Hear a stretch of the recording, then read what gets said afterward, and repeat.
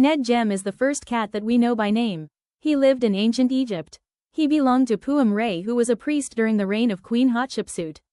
He must have loved the cat who he called Sweetie. We know about Nedjem from a relief in Re's tomb. This should not be surprising because the Egyptians loved cats. Cats were first domesticated in the Near East around 10,000 years ago. Egyptians were the first people to have cats as pets. Most of these cats were mackerel tabbies that were sand-colored with darker stripes. Cats were valued because they ate mice that tried to eat their stored grain. They also chased away poisonous snakes and scorpions. Cats were sometimes taken hunting. A painting on a wall shows a cat with a mouth full of birds under its front paws. Egyptians loved their cats. They were considered to be part of the family. Wall paintings depicted them as protectors of the family. Cats sometimes were dressed up and had collars with jewels and bells. Members of the royal family allowed cats to eat from their plates. They were considered to be sacred because it was believed they had the spirit of the goddess Bastet in them. Bastet was depicted as a woman with a cat's head.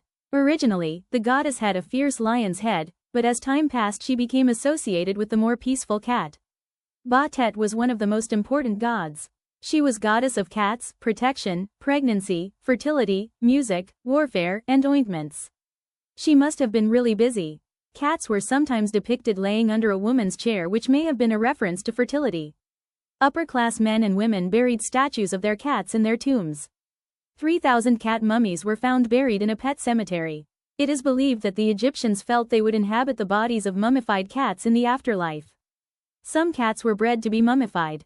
There was a part of the economy that involved raising and mummifying cats. Egyptian traders imported items necessary to embalm the felines.